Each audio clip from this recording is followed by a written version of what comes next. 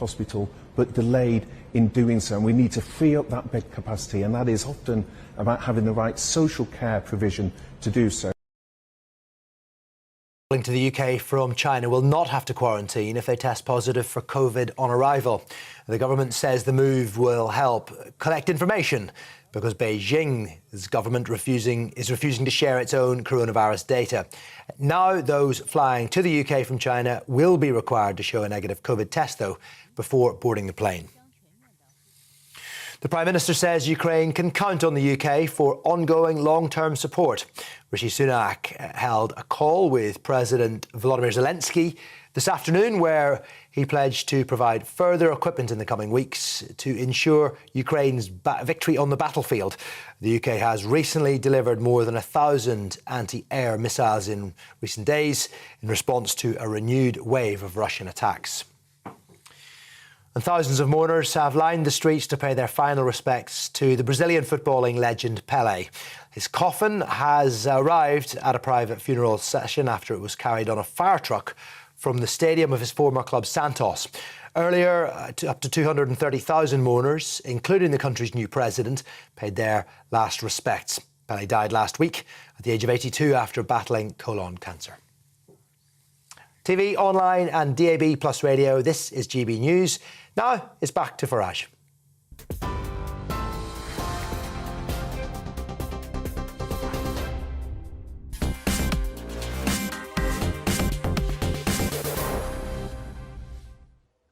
Good evening. Well, I was one of those voices urging the government, saying, look, don't do what you did last time and just allow people to come in at will from China, spreading COVID and perhaps, who knows, a new damaging variant.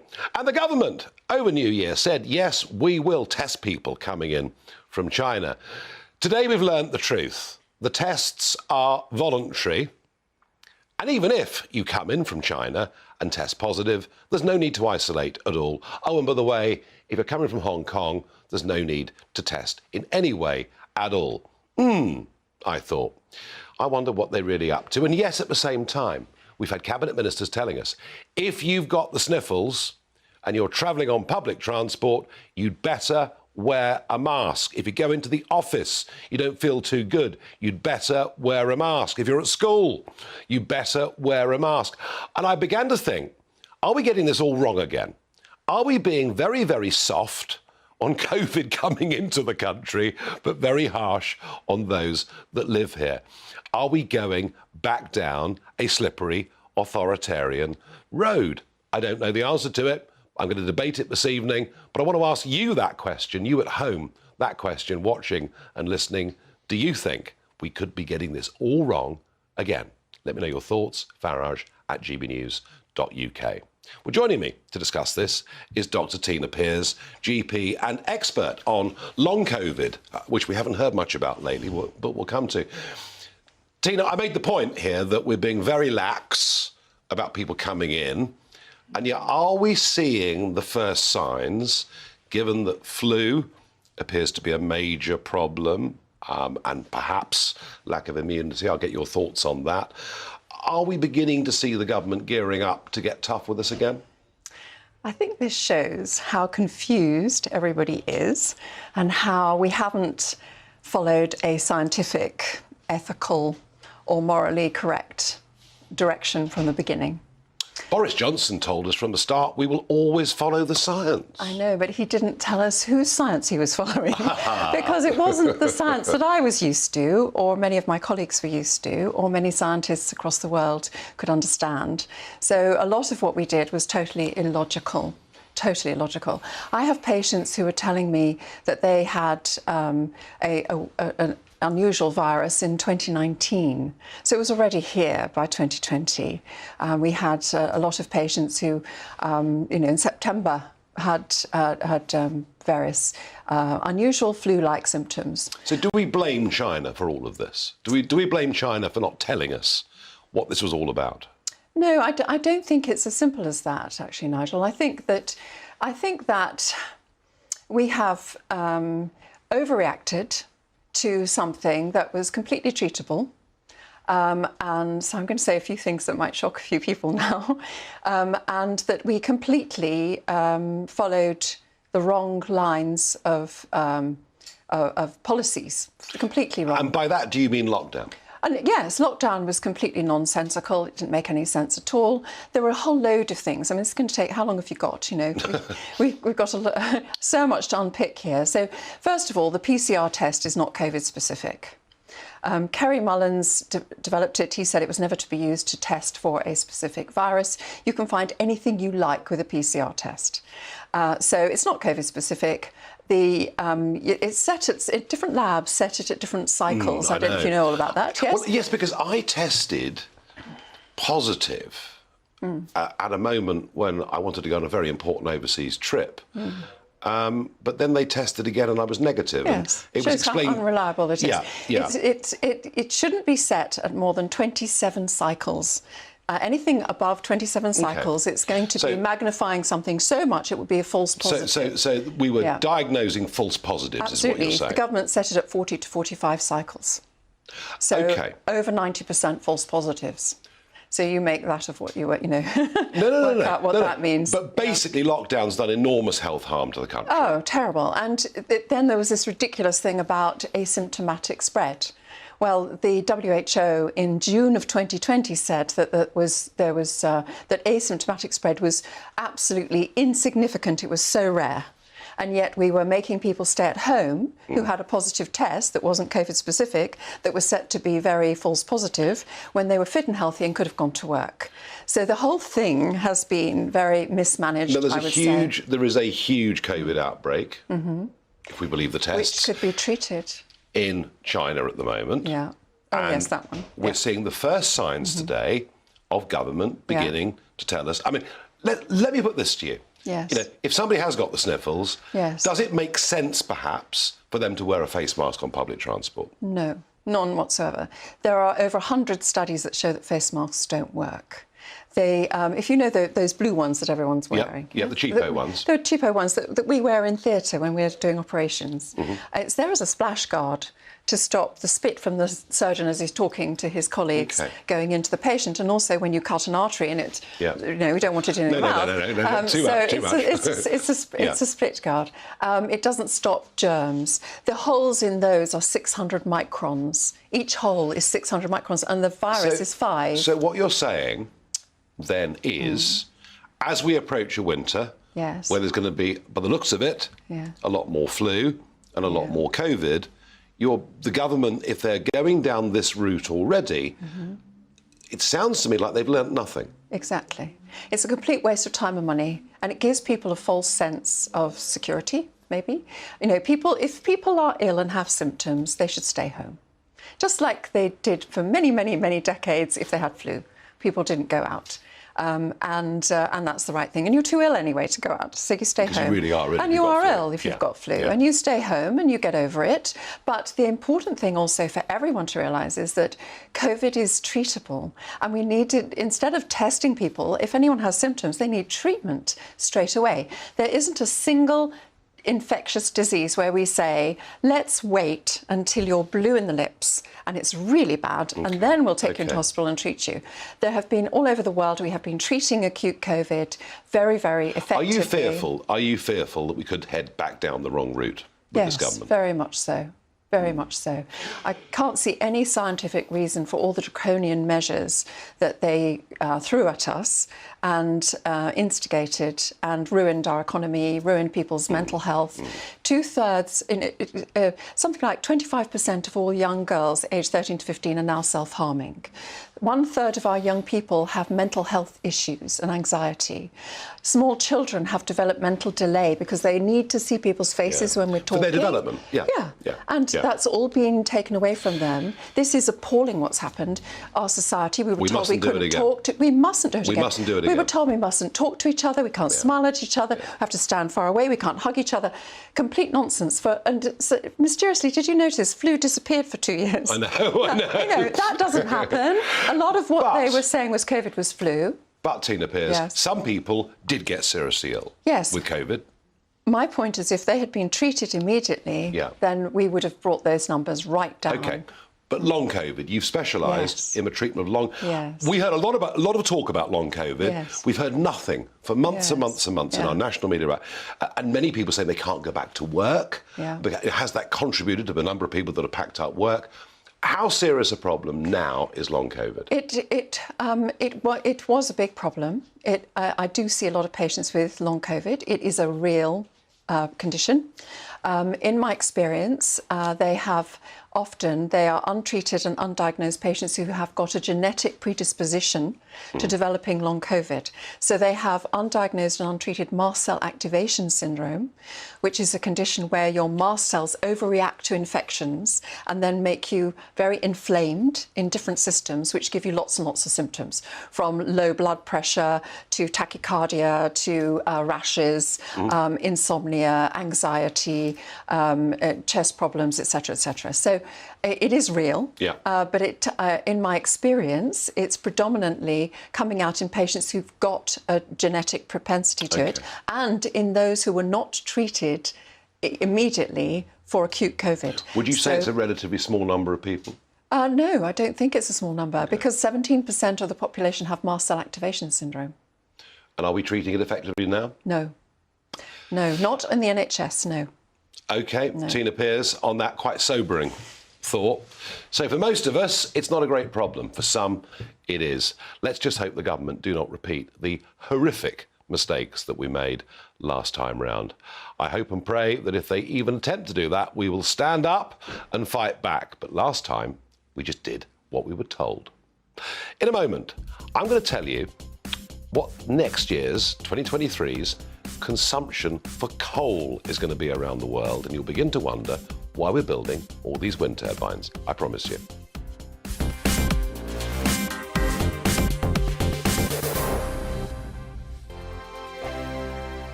Monday to Thursday, 9 p.m. till 11 p.m. Join me, Dan Wootton. I'll bring you the sharpest takes and hottest debates. Do you not believe in prisons? I don't believe in prisons. I'm completely stunned. I guarantee you there'll be no spin, no bias, no censorship. I actually was personally quite offended by it. And no reason to go to bed. So I guess they've always been quite woke. That's Dan Wootton tonight on TV, radio and online. Monday to Thursday from 9 p.m. till 11 p.m. on GB News. The People's Channel, Britain's news channel. Every morning from 6 o'clock, we'll wake you up with GB News Breakfast with all the stories you didn't know from the night before. So whether it's serious news, entertainment, or your own views from all over our great nation, we're here to kick off your day with a smile. The national media should be reflecting and reporting what's happening here. You will notice the northwestern accents. Whether you're with us on TV, radio, or online, every morning, it's breakfast from 6 a.m. Hope you can join us. Join me every Sunday at 6 p.m. for Gloria Meets. In exclusive interviews, I'll be finding out who our politicians really are and what they really think. It's something that you would never want anyone to suffer. I didn't know what channels there were. I didn't think I'd be believed. I must have weighed about 7 stone and I'm 5'8". My instinct was to sort of cover this up. I mean, clearly that was a mistake. Join me every Sunday at 6 p.m. on GB News, the People's Channel, Britain's news channel. Hello there, it's Eamon Holmes here from Breakfast on GB News. We're not just on your television and your screens, you know. We're on DAB plus digital radio, so you can listen to your favourite shows on the move. If you've not yet listened to GB News Radio, it's very simple. We're on your radio player and TuneIn apps, on your smart speaker, phone or tablet, or online at gbnews.uk. Take us with you wherever you go. GB News Radio. You never have to miss a moment of the People's Channel. My name's Tom Harwood and join me 9:30 a.m. every weekday for The Briefing, your one-stop shop for everything you need to know about what's going on in politics today. I wonder if this is a deal that might need to be like the biscuits in this factory, twice baked. Is there not an opportunity here to win out against the extremes? Tom Harwood, GB News. What are you going to do about it? Things should have been done differently, and they certainly are being done differently. Don't miss it. The Briefing with me, Tom Harwood, 9:30 Monday to Friday on GB News. Hello, I'm Simon Evans. Join me on GB News for Headliners at 11 p.m, where I'll be joined by two of the country's top comedians as we take a look at tomorrow's newspapers tonight. If it's a big story, we'll be covering it, I guarantee, but we'll also have some fun along the way. That's GB News headliners at 11 p.m. We won't put you to sleep, unlike some of the other paper review shows out there. So join us, 11 p.m, 7 nights a week.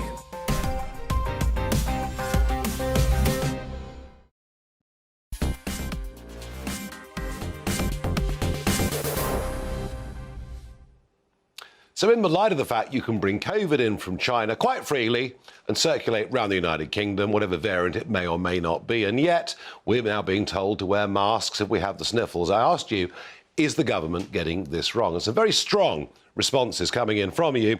Denise says, I'm having nothing to do with this nonsense. I refuse to comply. Tom says, none of it is necessary.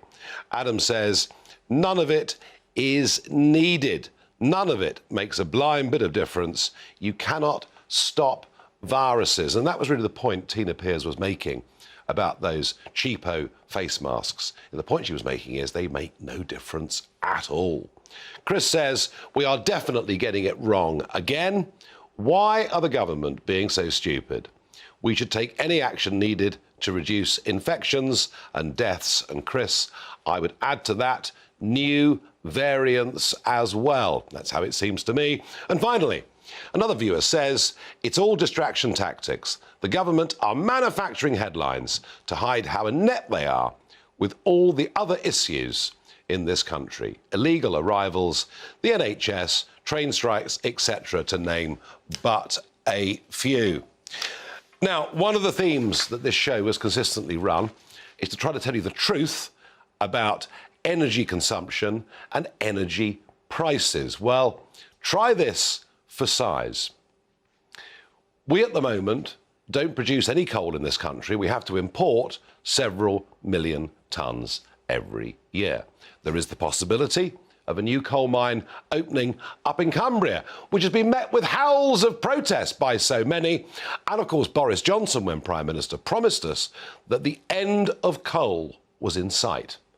Well, Boris Johnson, I don't know who was advising him, because the truth is, in 2023, across this planet, we are projected to burn, wait for it, 8 billion tonnes of coal, a new all-time record. And countries like Malaysia, China and India are burning vast quantities of coal, and one or two in Europe are beginning to change their minds too. Well, Andrew Montford from Net Zero Watch joins me down the line. Andrew, good evening and welcome.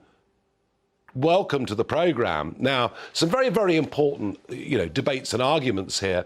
I saw a big piece on Sky News, 29th of December, and the great boast was that 40% of our energy in 2022 was generated by renewables, by wind, by biomass, and by solar. So my question to you is very simple.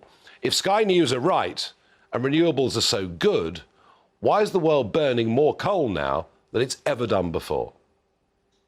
Well, I think the main thrust of the answer to that has to be that most of the world can't afford renewables, which are extremely expensive. It is essentially, if you're putting in renewables, you're essentially virtue signaling. This is not a serious way to deliver electricity. It can deliver some electricity, but at very high expense. And of course, as we all know, the wind doesn't blow all the time and the sun doesn't shine apart from, during the summer, during the daytime. So poorer countries, China and India, they are making token gestures towards renewables, but in reality, they are concentrating on coal because coal is cheap and reliable. Gas, of course, is better. It produces fewer CO2 emissions and it's cheaper, but it does have issues with supply, obviously, at the moment. We all know with the Ukraine war that the supply of gas has been cut considerably, and so people are finding it hard to get their hands on gas. Now, coal, of course, is much easier to get your hands on. Although it's more expensive to burn, it does have the great advantage that you can store it. You can just pile up coal outside your power station, and if times get hard, if Mr. Putin decides to invade somebody, you've got a reserve of energy there. Yeah. This is the problem we're in now. This is the problem we're in now, of course, because we have very little gas storage.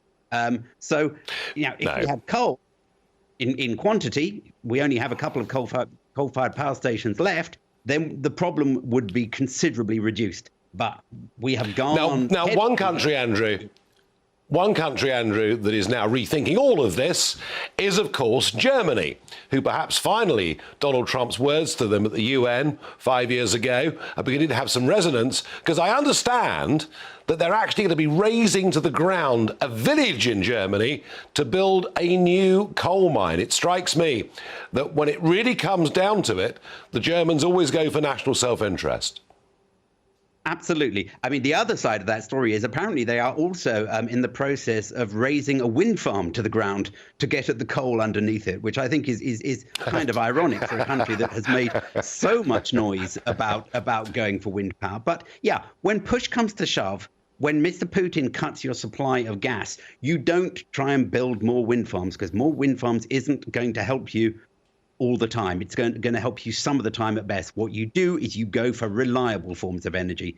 That means coal and yeah, there's really nothing else. So yeah, they are going to go for coal big time. They've brought a load of coal-fired power stations out of they've been mothballed essentially, and have been able to bring them back into production in double quick time. It was an extraordinary turnaround. It was very well done. We, of course, can't do that here because Alok Sharma decided that our mothball plants, coal-fired power stations, were going to be blown up. So they have been destroyed, with the result that we're left with very little coal-fired capacity at all. And what there is left is supposed to close next year. So next winter is going to be really interesting. We got away with it this year we got lucky. We had a cold snap, but most of December was relatively mild. January has been mild so far and looks like it's going to stay mild for a bit longer. So we've got away with it. We get a cold winter, we're in real trouble. Andrew Motford, thank you very much indeed for joining us. You made one fundamental mistake, though, I'm afraid, in what you said. You said Alok Sharma, wash your mouth out with soap and water. He is now Sir Alok Sharma. Yes, he's been knighted for blowing... Yes, he's been knighted for blowing up the coal-fired power stations. Thank you for joining me. And happy birthday, Greta Thunberg. She's 20 today. Greta, I'd love to know what you think about the fact that now 8 billion tonnes of coal will be burnt in the world in 2023. In a moment, let's discuss Harry's latest salvos against his own family. He says, I want my father and brother back. Does he deserve to come back? I'm not so sure he does. In fact, I'm one of those that thinks his titles ought to be removed. All of that in a couple of minutes.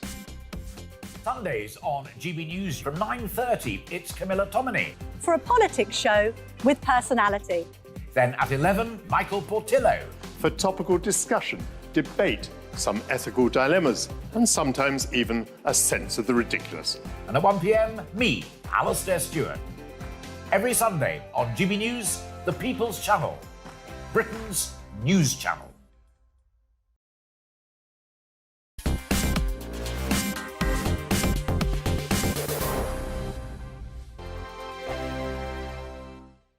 We are GB News, and we'd like to say thank you to each and every one of you for bringing us your conversations, for helping our great nation find its voice. We are here for you on radio, television, and online, across England, Scotland, Wales, and Northern Ireland. It's not the BBC, you actually get your facts right. We are proud to be GB News, the People's Channel, Britain's news channel.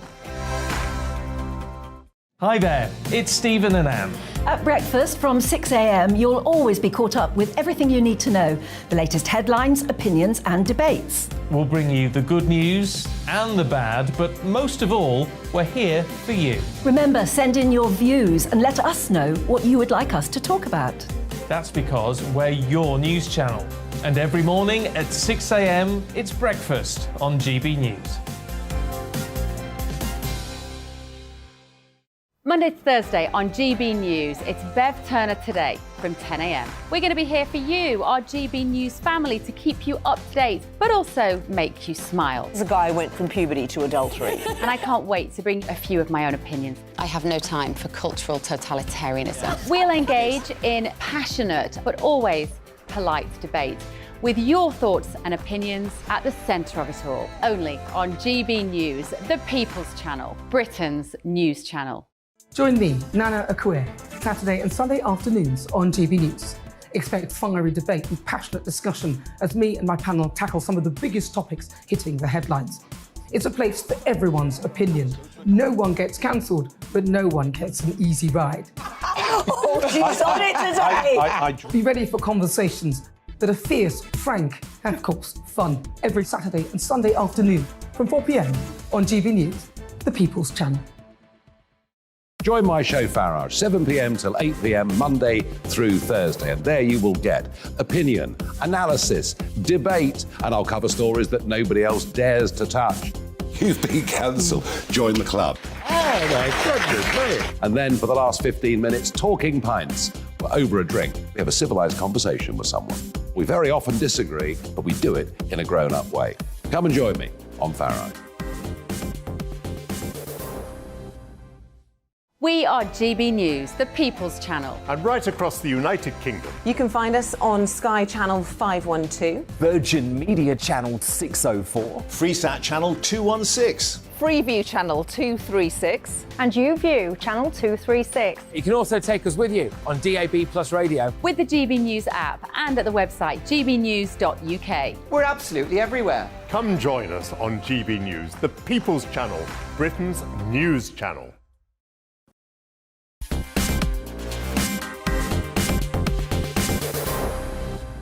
It's unending. Yes, it's Prince Harry's latest salvo. The book Spare is out next week. He's done a couple of very big interviews, and we've got some sort of pre-clips of it. This is what he had to say to Anderson Cooper on American television. It'll be shown this Sunday evening. One of the criticisms that you've received is that, well, okay, fine, you want to move to California, you want to step back from the institutional role. Why be so public? You say you tried to do this privately. And every single time I've tried to do it privately, there have been briefings and leakings and planting of stories against me and my wife. You know, the family motto is never complain, never explain, but it's just a motto. And it doesn't really hold. There's a lot of complaining and a lot of explaining. Endless. Private, being done through leaks. Through leaks. They will feed or have a conversation with the correspondent. And that correspondent will literally be spoon-fed information and write the story. And then at the bottom of it, they will say that they've reached out to Buckingham Palace for comment. But the whole story is Buckingham Palace commenting. So when we're being told for the last 6 years, we can't put a statement out to protect you, but you do it for other members of the family, there becomes a point when silence is betrayal. There we are.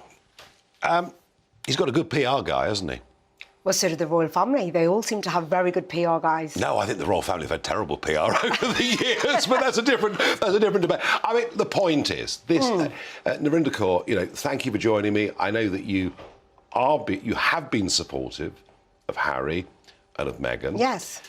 But to constantly go on international media to be abusive about your brother, his wife, your father, to do this again and again and again, well, and to claim, hang on, and to claim that you have to do it in public because they won't listen in private. Let's face it, he's doing it for the money, isn't he?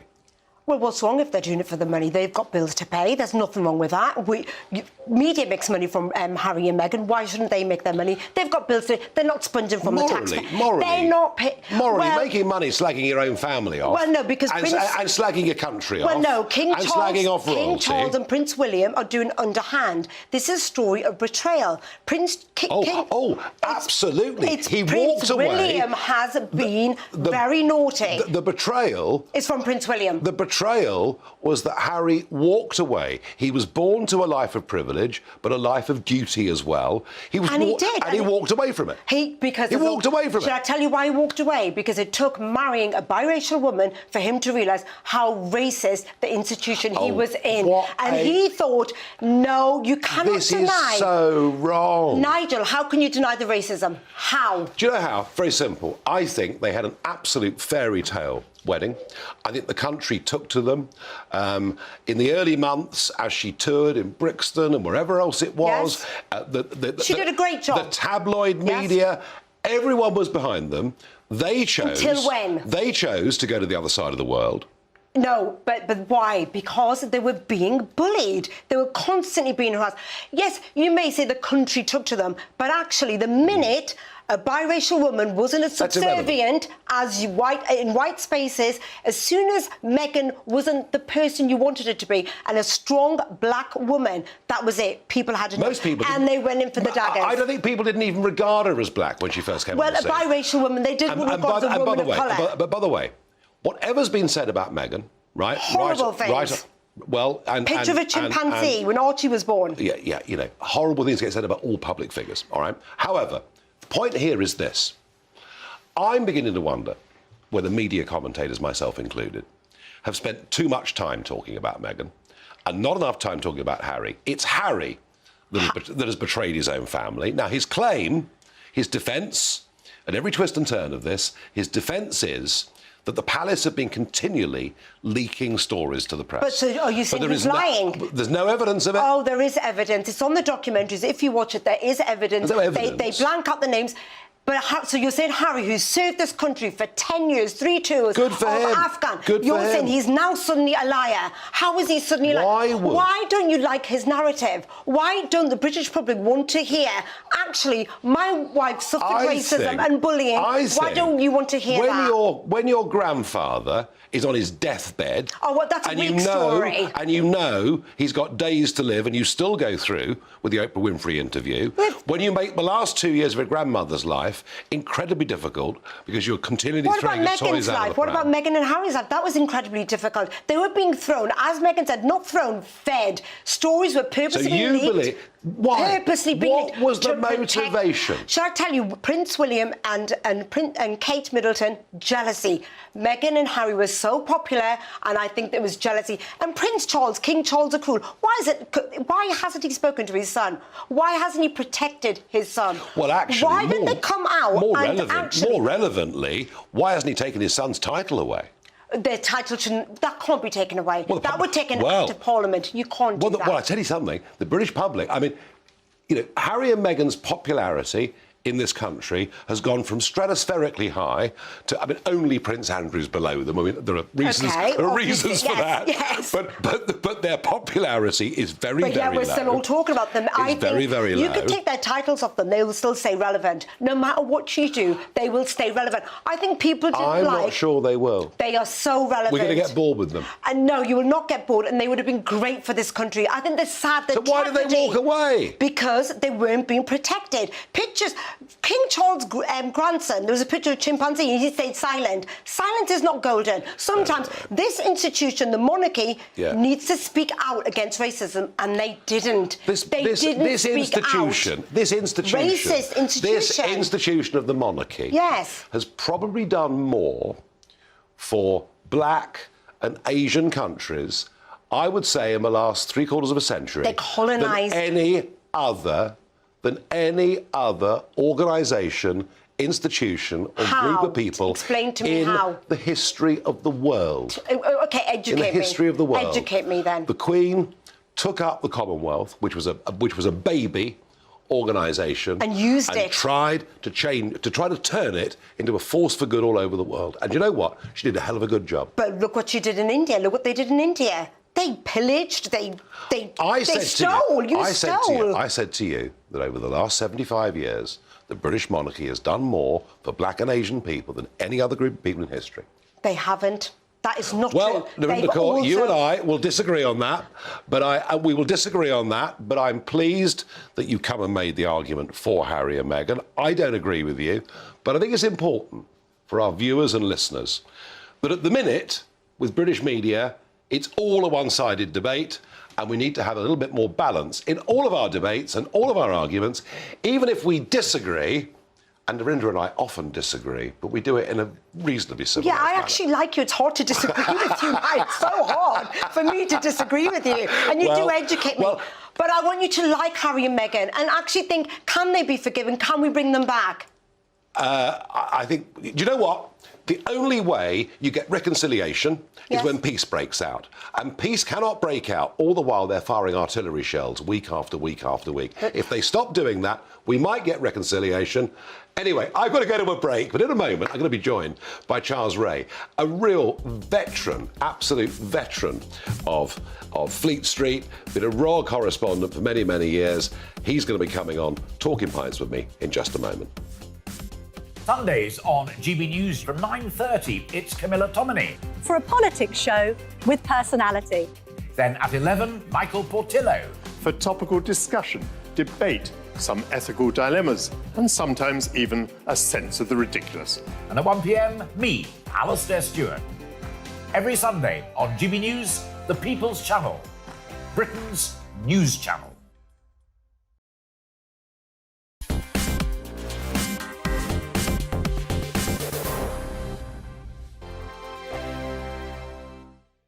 Monday to Thursday nights on GB News. At 6, it's Dubes & Co. 7 o'clock, Farage. At 8, join Mark Stein. And at 9, Dan Wootton Tonight, followed by Headliners. On TV, radio and online. This is GB News. Here on GB News Live, we'll be keeping you in the picture, finding out what's happening across the country and finding out why it matters to you. We'll have the facts fast with our team of reporters and specialist correspondents. Wherever it's happening, we'll be there from 12 noon on TV, radio and online. GB News, the People's Channel, Britain's news channel. Hello, I'm Michelle Dewberry, and you can join me every weekday 6 till 7 on Dubes & Co. Me and my panel will get stuck right into the day's events, and I can tell you, in fact, I can warn you, expect some robust debate, some strong opinions and perspectives from both sides of the fence. It's about you at home as well. I love to read out all of your comments, or at least as many as I can. So join me, Michelle Dewberry, Monday to Friday, 6 till 7 on Dubes & Co. We are GB News, the People's Channel. Why not take us home with you by visiting the GB News shop at gbnews.store. You'll find all the official merchandise, a really good present actually for yourself, your friends or your family. We ship across the UK mainland at no extra cost. GB News, the People's Channel. I'm Mark White. As GB News Home and Security Editor, I cover those key issues that are so important to you. Our authorities, our communities doing all they can to combat violent crime. With the public services under unbearable strain, why are we still failing to control our borders? Defence, the first priority of any government, has been continually hollowed out. Can we trust our politicians to protect the armed forces? Join me, Mark White, on GB News. We are GB News, right across the nation. You can get us on television, on radio, on digital. We're absolutely everywhere. Amazing! You see, amazing! You remind me of me in the European Parliament. But here's the most important bit. We are not part of the mainstream establishment. We think and speak just like you do. We are the People's Channel. Magnificent. That's really, really thoughtful. Come and join us on GB News, the People's News Channel.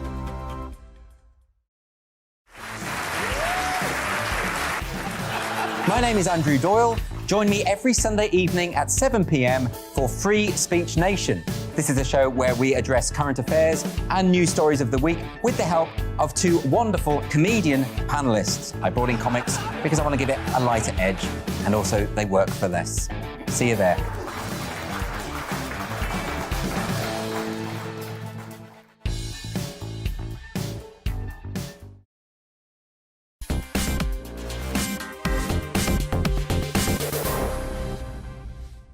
It's that time of the day. It's time for Talking Pints. My guest today is Charles Ray, veteran. No, I can use that word, can't I? Veteran. I prefer that than to all. Journalist, commentator, industrial correspondent, royal reporter. You've done it all. Welcome to the programme. Yes, cheers, all the best. Good to see you. Now, 50 years in journalism. Yeah. Would you do it all again? Yes, I would. I'm doubtful if I would do it again under the new system. You know, the way things are at the moment in newspapers, it's a dying industry. Circulations are all the way down. I mean, when I worked for The Sun, we were 4.8 million a day. Yeah. That's going into practically every home in the UK. I think it's now down to under 1 million, which is a bit sad. But there's online journalism. There is, absolutely, but some of it online, and I'm not just talking about The Sun, I'm talking about other papers as well. The quality of the stuff that they put online is, I think, can be very poor. I mean, there's ages missing, court case locations missing, sometimes not even a verdict on someone who's been convicted of something.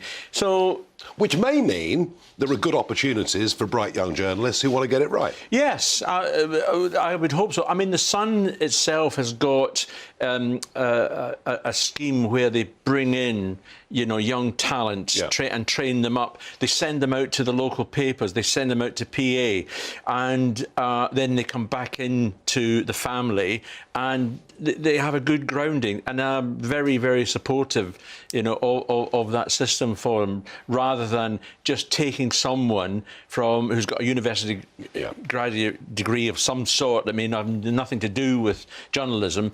And yeah, I'm not saying they're bad, but they're not as good as the ones who get real proper training. Now, you work your way up through the local newspapers, and sadly there are fewer local newspapers there. Then there's still some around out there, and I spotted, looking up on you were the Wolverhampton Express and Star, a newspaper that I know very well from my years in politics, and it was kind of when you were there, Charles, that you got your big break, wasn't it? It was, yeah. It was during the kidnapping of the heiress Leslie Whittle in Staffordshire. And coincidentally, at the same time, there was a series of post office robberies by a guy, mask, gun, the whole lot. And I think he was dubbed the Black Panther because of these robberies. And I had a phone call one day. We used to cover various areas, and my little area was Bilston, which is about 3 or 4 miles away from the actual Wolverhampton centre. So I had to go out there at least twice a week. And of course, I ended up seeing a few coppers where, in the days where you could still speak to coppers, you could play cards with coppers, you could take them for a drink, and no one jumped up and down about it. And I had a very, very good contact there. And he rang me up the one day and said, "We've just had a car into our yard."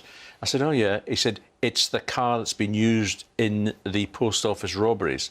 I said, "Oh, right, OK." He said, "But not only that, they think it's linked to the kidnapping of Leslie Whittle."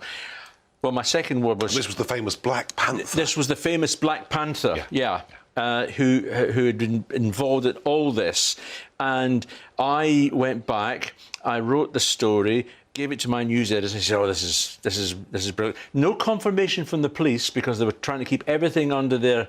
It was Bob Booth, I think, was the chief superintendent at that time, and he'd come in for a lot of criticism. So no confirmation from anyone, and I got the splash with it, obviously, and every day, because it wasn't confirmed until a week later, and every day my news editor would come in, and his actions would be more ferocious than the day before. Said, "I hope you're right," culminating in the, "If you're not right, I'm putting you on the train back to Glasgow myself, and I'm walling up Hadrian's Wall." Unfortunately, I mean, I started to doubt myself, and I kept ringing my contacts saying, "Are you sure?" "Oh, yeah, it's definite. There's no question about it. Forensics are all over it. They've got the links. There's no question about that." 7 days later, official announcement. You were right. And when you look at that, Charles, is that a case of making your own luck in life? I think partially making your own luck in life. It is the old-fashioned way of... there's no point sitting in an office in front of a typewriter and doing everything on the phone. You've got to go out and meet people. You've got to go out and take them out. You've got to get to know people. You've got to get to know the police, the firemen. We used to have to go round the police stations, the fire station, and the ambulance crews with bottles of whiskey. God, can you imagine trying to do that in this day and age? You'd be up before some court or whatever. But it was a mutual... But the principle's right, though, isn't it? Because, I mean, this work-from-home stuff. Yeah. I mean, there's no long-term future in that. There is and for young people... whatever walk of life they're in, they've got to meet people, haven't You they? have got to meet people. I mean, I remember when I was in Scotland on the West Lothian Courier, it was so long ago, they still had adverts on the front page. And we used to have to get a bus out to a housing estate about 4 or 5 miles away from Bathgate and go and see the local gossip. And she would give you everything that was going on. Oh, Jessie's been doing this, she's having a cake sale. And you have your notebook filled with all this stuff. But it helped to sell papers. And you met people. And it's a great thing to just meet different people from different walks of life. Absolutely. Nigel, you know as well as I do, you're never going to get on with everybody. No. But you're going to make an impact with the people that you do and that's know. what I mean about making your own luck. And Yeah. I think there's a big story for a lot of Sure. for a lot of young people out there, you know, just being stuck to a computer, or you've got to get out and meet people. Now, you get your big break from that, you come to London, and before you know it, you're being poached by Kelvin Mackenzie. Yes. As the industrial reporter. Now, it's really interesting, this, because for the last 25 years, industrial reporter has been a very, very junior position. But this was a big deal then, wasn't it? I was going to be one of the 3 industrial reporters. One of the others had moved to the Mail, so I was going to be filling in for them. And Kelvin just rang me up the one day and said, right, I want you over here, come and work for a real newspaper. And that was fine. And you're absolutely right. Those were the days where all the newspapers had more than one person doing industry.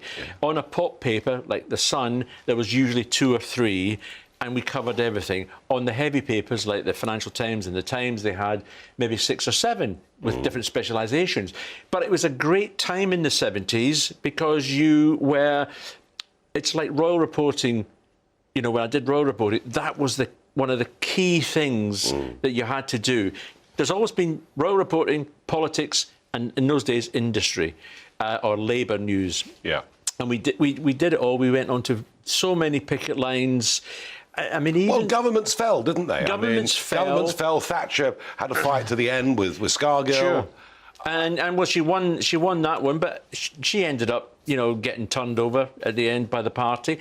But with the industry as well, you met all sorts of various heads of the unions. People like Jimmy Knapp, Moss Evans, Len Murray, who was at TUC. And they always made the pretence of, oh, it's the Sun, we're not going to talk to you. But they would talk to you. I mean, I remember sitting in a room in Blackpool at a conference with people like Mick McGahey, you know, and communist. Yeah, a communist. But we had a common thing. We were both Scottish. So, I mean, I don't know if that helped or hindered. I wasn't terribly sure. But at least they would talk. The one thing they always realised, there's not much point in just telling the Times and the Financial Times what was going on, because that's the boss's papers. You had to tell the Sun, the Mirror and the Daily Star, because that's the lads. They were the papers the lads read. And the Daily Mail, of course. Well, maybe industrial correspondent could be back as a big deal again. Well, it could be, because the way things are going at the moment, there's a lot of ammunition out there to do a proper job of industry. I mean, I think some of the political boys are taking on that role. But, you know, industry, I think, this year is going to be a big, well, strikes and everything else are going to be a big news topic. No, I do too. And, of course, royal reporting for all those years. Yeah. What do you think of Prince Harry? Not very much, to be perfectly honest. I still think this is a guy who decided to leave the royal family, which is fine. You know, he wanted to leave to get away from the media spotlight. Well, he's not done it very well, has he, really? And well, he has. He got $100 million. Well, apparently. yeah, okay, yes, but he's got $100 million for trashing his own family. Yeah. You know, for accusing his father of lying in that documentary, of accusing his brother of shouting and screaming at him. And he's now doing a new TV document, 2 new TV interviews, saying he wants his brother and father back. It was a funny way of doing it, you know, of trashing them. And his book's coming out a week today, in fact. I know. It's a difficult thing for them to do. I don't know where it's going to end. I think the royal family are right to stay stum. They'll keep inviting him. And this is the point. You know, he did the Oprah Winfrey with Meghan. They got invited to the Jubilee. Obviously, they got invited to the Queen's funeral, as you would expect. He was the grandson. He will get invited to the coronation, But it'll be interesting to see if he turns up, because the coronation's on the same day as Archie's 4th birthday. Now, are they going to stay with Archie? Are they going to bring Archie? I didn't know that. Yeah. You see, Charles Ray, once a journalist, always a journalist. And great to have you on Talking It's a pleasure. Points.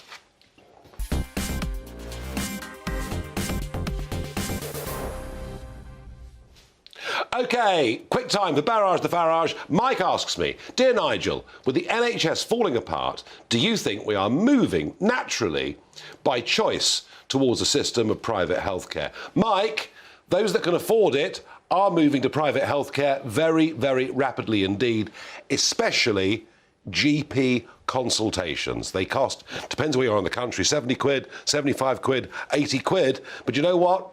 I know in Essex there are private GP surgeries that are open 24 hours a day. Charles, the NHS, we've never been able to discuss it. It's, you know, sort of the envy of the world, let's all clap. Is it time to sort of rethink the NHS? Oh, absolutely. There's no question. I mean, my wife worked in the NHS for 25 years. She was a secretary to a cancer doctor. I mean, she was always complaining about how many managers there were in various departments, rather than the workers, the nurses, the doctors, the porters. You know, there was never enough. But I think it's getting much, much worse now, and I think we really do need a shake-up of the NHS. Yeah, I think until we can admit it's broken, we can't mend it. That's my feeling on it. Time for one more. Graham asks, Nigel, if you could reconfigure the House of Lords, how would you do it without costing the taxpayer more than it costs now? Reconfigure? I get rid of them. I think the whole thing's a joke. I mean, you may have been critical of Hereditaries. Now it's stuffed full of hundreds of Blair's mates, of Cameron's mates, of Boris's mates. It's a complete and utter joke. They're unrepresentative. They're all nearly metropolitan Liberals. Crikey, talking about the Liberal Party themselves, the Lib Dems have got 100 peers. It's got to go. It doesn't work. It's over. It's finished. Gosh, got me all excited. I run out of time. I'll be back with you tomorrow night at 7 o'clock. But right now, I'm going to hand you over to Patrick. Yes, indeed, Nigel. What a way to finish. What a show. Stuff that. Right, OK, I've got loads coming your way. I think it's time for local referendums on migrant hotels. I'm about to lay bare some shocking figures about what it's costing the taxpayer in just one area. The public have a right to know exactly what it's costing them and a right to vote on whether or not they want them in their area. If you do, that's fine. You can pay for it. If you don't, you shouldn't have to bear the brunt. All of that coming your way and much, much more in a rip-roaring show. Stay tuned. Hello again, it's Aidan McGivern here from the Met Office. The rain that we've seen through the day continues overnight, but for many it turns drier into Wednesday, although it stays windy, and that wind bringing very mild air for the time of year, a southwesterly fetch, tightly packed isobars, all this warmth coming towards the UK, even for northern Scotland where it has been cold during the last couple of days. Temperatures are rising here now and some outbreaks of rain are spreading north as well. The rain heaviest and most persistent across central parts of Scotland, combined with snowmelt, could cause some issues, and wet for parts of Wales. That could also cause issues overnight. But the rain eases, it pushes away. Many places turning drier by the end of the night, but it stays windy and it stays very mild. 12 Celsius in the south, 5 to 8 across Scotland and Northern Ireland. Into the start of Wednesday, rain clears from the southeast quick enough, but it lingers across northeast Scotland for a time through the morning. Otherwise, it's showers for many. More persistent rain, mostly confined to southern Scotland, northwest England, but brighter and drier weather compared with Tuesday at least for most. And it is mild, 14 Celsius in the south, 8 to 10 Celsius in the northern half of the UK. Some damp weather around the southwest towards the end of the afternoon. That will continue for parts of Cornwall into the evening and overnight. Cloudier skies towards the southwest and some cloud elsewhere. But generally speaking, the clearest air will be in the east and the north. And that's where the lowest temperatures will be as we start off Thursday. But it's not going to be a cold start to the day, only slightly less mild compared with Wednesday morning.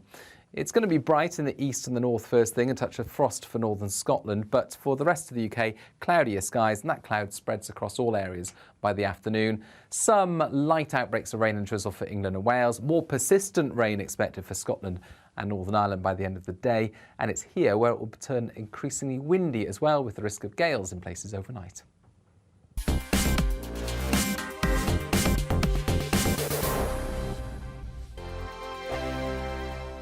I'm Mark Dolan. Join me at 11 on GB News for Headliners, in which I'll be joined by two of the UK's top comedians discussing tomorrow's papers. If it's an important story, we'll cover it, but we'll have some fun along the way. Headliners, the late night paper review that won't send you to sleep like the others will. 7 nights a week at 11 p.m. on GB News.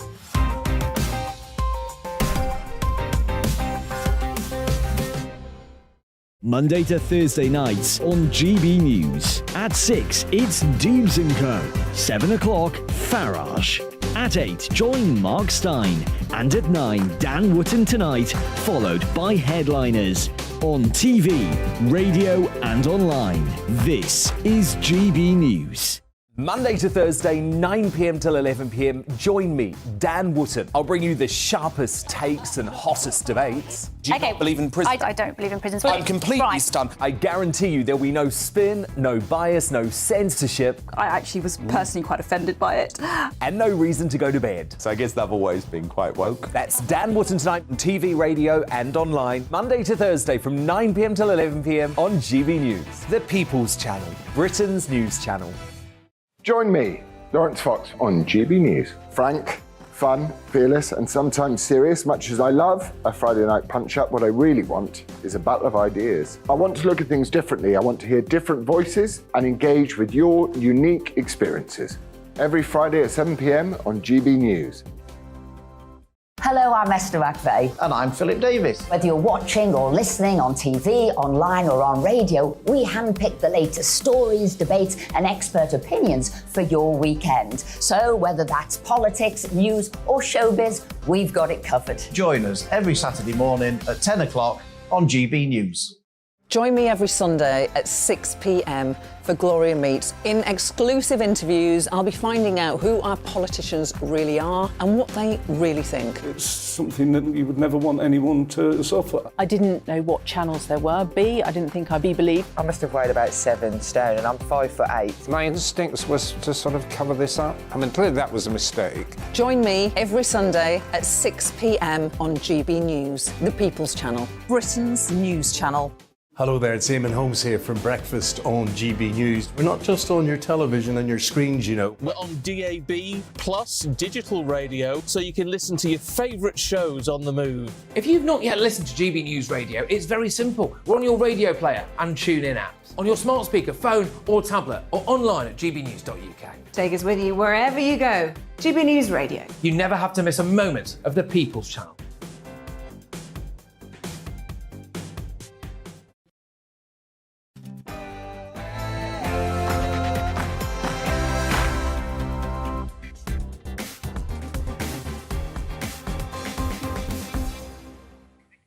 Hey, welcome along to Tuesday's edition of the Mark Stein Show. We have a stellar lineup of stories and guests for you today, so as ever, you won't want to miss it tonight. We'll be taking a deep dive into how local taxpayers are left picking up the extortionate costs at the expense of our broken asylum system. I am calling for local referendums on migrant hotels. I'll be speaking to Windsor and Maidenhead councillor Stuart Carroll about how his local area has had to find £1 million to soak up costs incurred by the asylum programme. And according to the Fire Brigades Union, firefighters making an average salary of 32 grand a year have been forced to use food banks to provide for themselves. Conservative MP Brendan Smith publicly voiced his concerns with the union on this, which caused a little bit of a stir on social media, to say the least. Tonight, I'm pleased to say, ladies and gentlemen, we were debating this very issue with Conservative MP Brendan Clark-Smith himself and firefighter and trade unionist Paul Embry. That is going to kick off. And after China relaxed their COVID restrictions in early December, COVID cases have soared as 70% of Shanghai's residents are now infected. Xi Jinping has warned Western nations that if they start to impose restrictions on air passengers from China, it will take countermeasures. I think it's time to call their bluff. Cindy Yu, assistant editor and host of the Chinese Whispers podcast for The Spectator, will join me to discuss exactly this. Later, we'll be talking as well to a transgender religious studies teacher Yep, who will be discussing how he is working to bridge relations between the LGBT community and the religious community. Lots to talk about there, namely whether or not trans issues should be taught to kids. And as always, we'll bring you the stories that matter most. But don't forget, the most important part of the show, where you get to give me a right good pummeling. GB Views at gbnews.uk. You can ask me anything. That's right. Pummel me. That's all coming up. But first, it's the headlines with the wonderful Aaron Armstrong.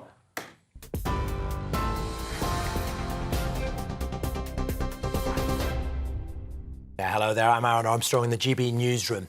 The Health Secretary is blaming COVID, flu and the threat of Strep A for the extra pressure being put on the NHS. His comments come amid mounting concern over the winter crisis, with more than a dozen NHS trusts and ambulance services declaring critical incidents over the festive period. Medical experts say up to 500 people are dying each week as a result of delays in urgent care. But Steve Barclay says the government is focused on supporting the NHS. Focusing the funding onto the operations backlogs, for example, getting more diagnostic hubs in place, getting the surgical hubs that we're rolling out, getting the backlog from the pandemic reduced. That's been the key priority. That's where we've surged additional funding. But we also recognise the big pressure that we're seeing played through in terms of ambulance handover delays is largely triggered by those who are fit to leave hospital but delayed in doing so. And we need to free up that bed capacity, and that is often about having the right social care provision to do so. Rail passengers will face continued disruption for the rest of the week as a result of fresh strikes by the RMT union. Roughly half of Britain's railway lines are closed, with only a fifth of services running. Many places, including most of Scotland and Wales, have no trains running at all. The Transport Secretary, Mark Harper, says the government has offered a very fair pay offer, but the RMT maintains there's been no new proposal and is accusing the government of blocking an agreement. People travelling to the UK from China will not have to self-isolate if they test positive for COVID on arrival. The government says the testing is designed to collect information in the absence of transparent coronavirus data from Chinese authorities. From Thursday, though, those flying to the UK from China will be required to show a negative COVID test before boarding the plane. And thousands of mourners in Brazil lined the streets of Santos to pay their final respects to the footballing legend Pelé. His coffin, draped in a Brazilian flag, was carried on a fire truck to a private family funeral where Pelé was laid to rest.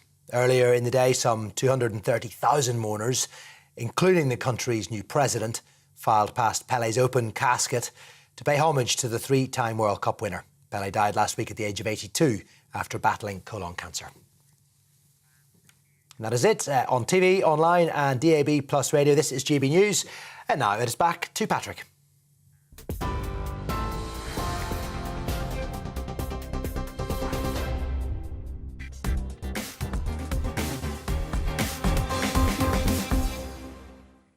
I think it's time for a series of local referendums on whether or not you want more migrant hotels in your area.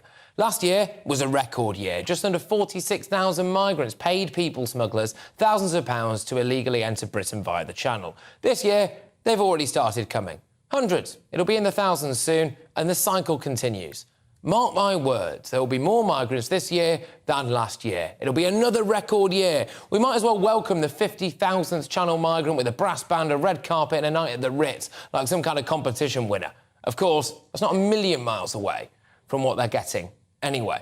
But this is why we need local referendums on migrant hotels, because the local taxpayer needs to know the truth about how much it's costing their council and the burden these hotels put on resources.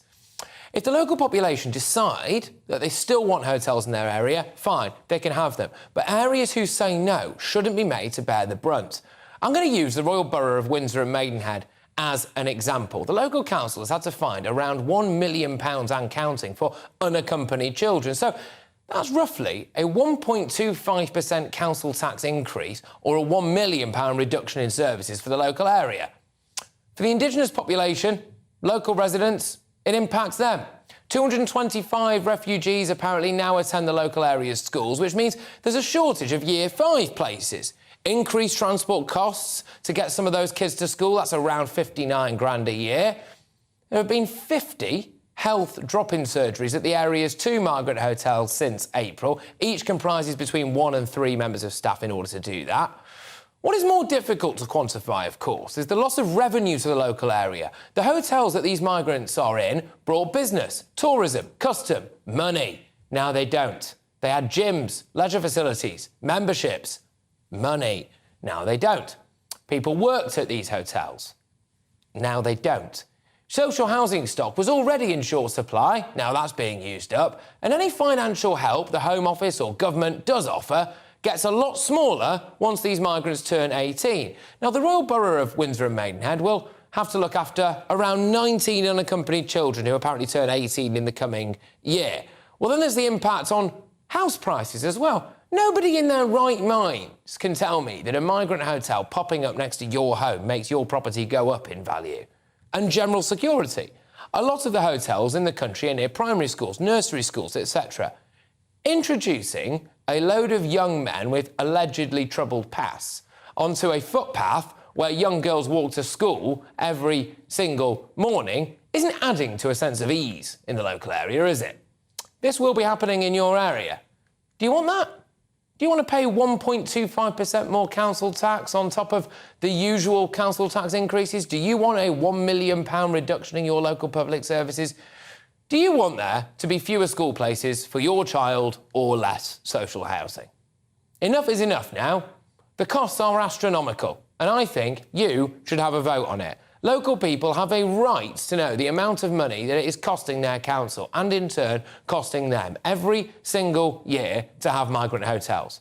Local people have a right to know the burden that these people are having on public services, on school places, on housing, on the healthcare system. And they have a right to vote on it. There are all these lovey-dovey, bleeding heart liberals who think everyone coming across the channel is a genuine asylum seeker. Fine, have a vote on it. Those areas that vote in favour of migrant hotels can pay for them. The rest of the population should not have to. With me now to discuss this and go into a lot more detail, frankly, a deep dive into the local area and provide, crucially, and this is important, some solutions, is Cabinet Member for Children's Services, Education and Health in Windsor and Maidenhead Council. It's Stuart Carroll. Stuart, thank you very much. I've outlined some areas that your local council has had issues with, and I think that's going to be reflected right across the board. But you, crucially, have got some solutions, have you not? 5-point plan. I have indeed, Patrick. Good evening to your viewers. You're quite right to put it in the context that you have in terms of the level of pressure and the resource burden that is placing on local authorities like the one of which I'm a member. But myself and the council leader, Councillor Andrew Johnson, have come forward with a 5-point plan. We published this on Conservative Home a few weeks ago.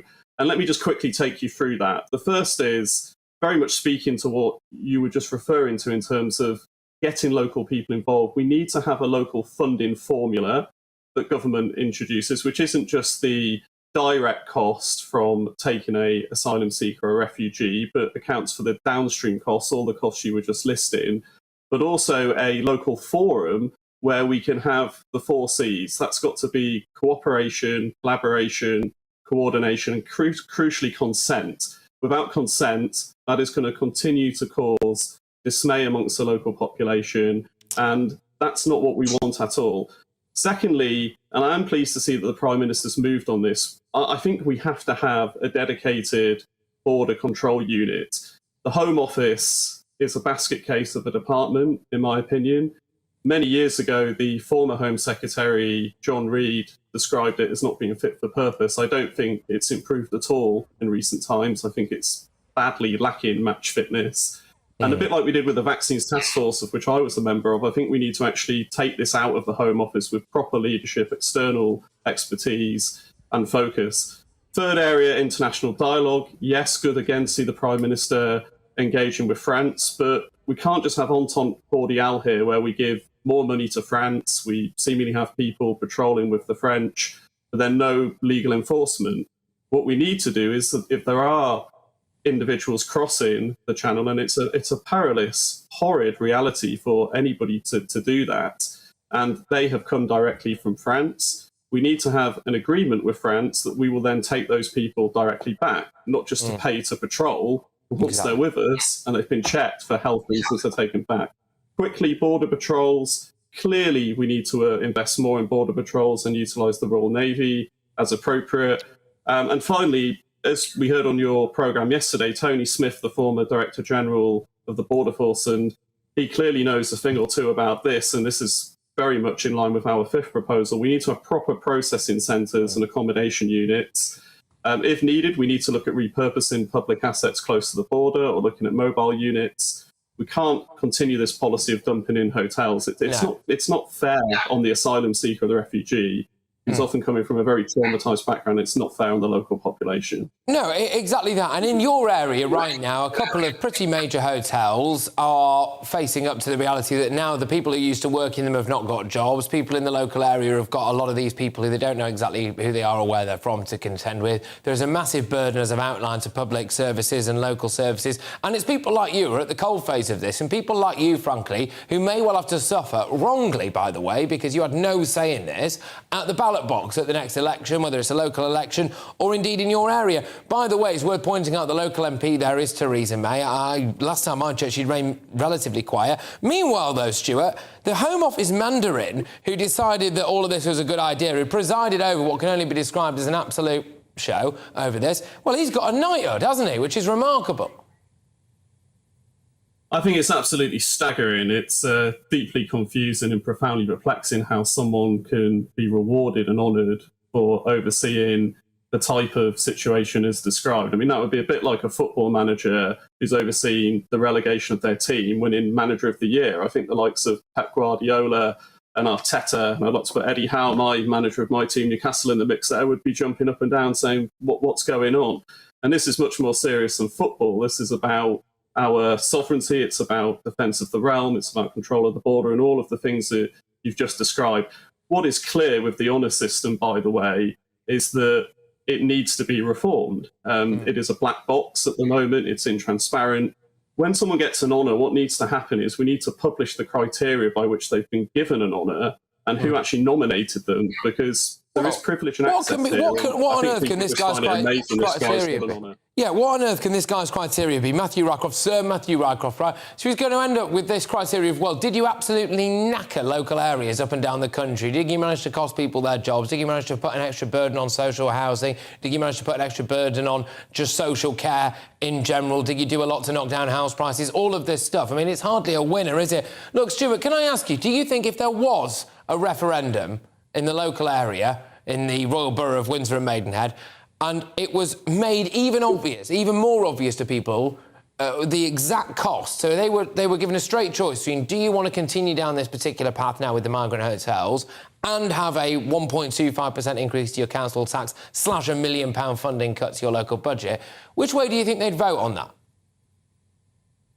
I think people clearly would not be in favour of the situation as it is. When I speak to people, look, people are kind-hearted and kind-spirited overwhelmingly. They want to play their role. We have a proud heritage as a country in giving genuine asylum seekers refuge, and we should continue to do that. That is the right thing for the United Kingdom of Great Britain and Northern Ireland to do. But it has to be done in a way that's secure, that's controlled, and that has proper, robust processes. We cannot have a situation where we can't control the border, and then when we are seeking to process people, we dump them in local hotels. That is unacceptable. It's not sustainable. And quite rightly, local people want to see that reformed. It's why the government has got to put this very top of its list in 2023. I know there's a lot going on. I appreciate that.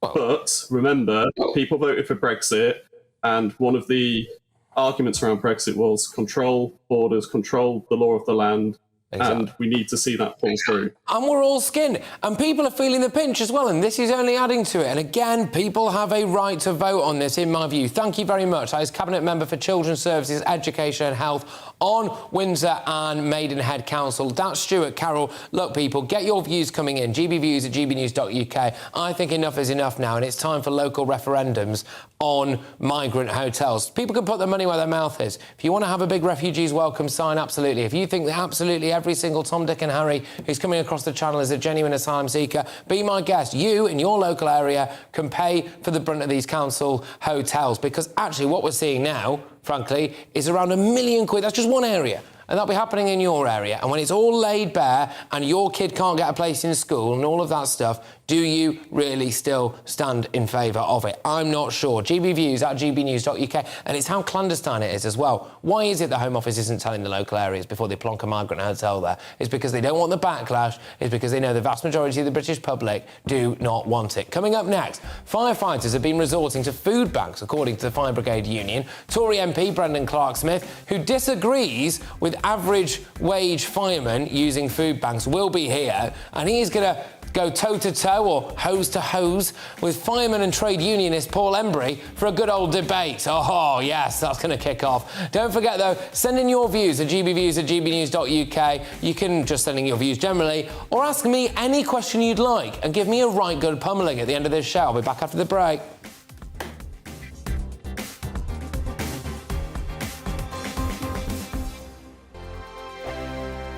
Monday to Thursday, 9 p.m. till 11 p.m. Join me, Dan Wootton. I'll bring you the sharpest takes and hottest debates. Do you not believe in prison? I don't believe in prisons. I'm completely stunned. I guarantee you there'll be no spin, no bias, no censorship. I actually was personally quite offended by it. And no reason to go to bed. So I guess they've always been quite woke. That's Dan Wootton tonight on TV, radio and online. Monday to Thursday from 9 p.m. till 11 p.m. on GB News. The People's Channel, Britain's news channel. Every morning from 6 o'clock, we'll wake you up with GB News Breakfast with all the stories you didn't know from the night before. So whether it's serious news, entertainment, or your own views from all over our great nation, we're here to kick off your day with a smile. The national media should be reflecting and reporting what's happening here. You will notice the northwestern accents. Whether you're with us on TV, radio, or online, every morning, it's breakfast from 6 a.m. Hope you can join us. Join me every Sunday at 6 p.m. for Gloria Meets. In exclusive interviews, I'll be finding out who our politicians really are and what they really think. It's something that you would never want anyone to suffer. I didn't know what channels there were. B, I didn't think I'd be believed. I must have weighed about 7 stone and I'm 5'8". My instincts was to sort of cover this up. I mean, clearly that was a mistake. Join me every Sunday at 6 p.m. on GB News, the People's Channel, Britain's news channel. Hello there, it's Eamon Holmes here from Breakfast on GB News. We're not just on your television and your screens, you know. We're on DAB plus digital radio, so you can listen to your favourite shows on the move. If you've not yet listened to GB News Radio, it's very simple. We're on your radio player and tune-in apps, on your smart speaker, phone or tablet, or online at gbnews.uk. Take us with you wherever you go. GB News Radio. You never have to miss a moment of the People's Channel. My name's Tom Harwood and join me 9:30 a.m. every weekday for The Briefing, your one-stop shop for everything you need to know about what's going on in politics today. I wonder if this is a deal that might need to be like the biscuits in this factory, twice baked. Is there not an opportunity here to win out against the extremes? Tom Harwood, GB News. What are you going to do about it?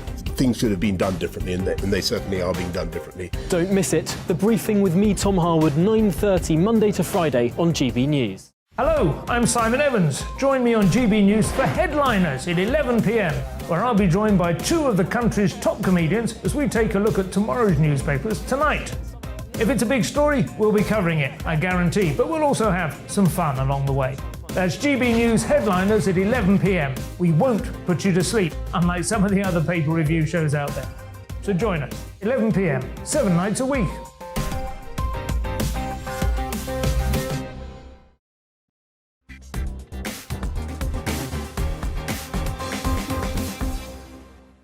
This is the People's Channel, so let's channel the people. We asked you, with our current asylum policy, what is the point of the border force? Ian's been on.